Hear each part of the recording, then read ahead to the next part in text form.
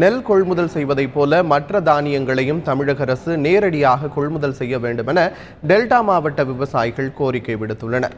வறட்சி மற்றும் போதிய பாசன நீர் பற்றாக்குறையால் டெல்டா மாவட்ட விவசாயிகள் நெல்லுக்கு பதிலாக உளுந்து, பருத்தி, எள் உள்ளிட்ட மாற்று பயிர்களை சாகுபடி செய்துள்ளனர். தற்போது அறுவடை துவங்கியுள்ள நிலையில் தானியங்கள் மற்றும் எண்ணெய் வித்துக்களை தனியாரிடம் மட்டுமே விற்பனை செய்ய வேண்டியுள்ளதாக விவசாயிகள் தெரிவித்துள்ளனர். இதனால் உரிய விலை கிடைக்கவில்லை என்பதால் நெல் கொள்முதல் செய்வதைப் போல மற்ற தானியங்களையும் தமிழக அரசு நேரடியாக கொள்முதல் செய்ய வேண்டும் என்று அவர்கள் கோரிக்கை விடுத்துள்ளனர். கடந்த 5 ஆண்டுகளாக குறுவை பொய்த்து, கடந்த ஆண்டு சம்பா குறுவை ஆகிய 2 பயிர்களும் பொய்த்து விட்டது.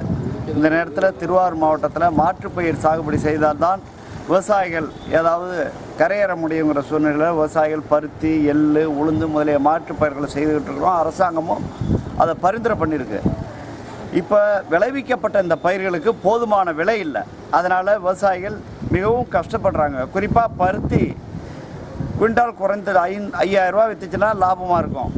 4000, 3500 இந்த ரேஞ்சில் தான் போகுது. மாற்று திட்டமாக இன்னைக்கு பயிர் சாகுபடி செய்வது, எள்ளு சாகுபடி செய்வது, இப்படி பருத்தி சாகுபடி செய்வதுங்கிற அடுத்த கட்டத்திற்கு விவசாயிகள் வந்திருக்கிறாங்க.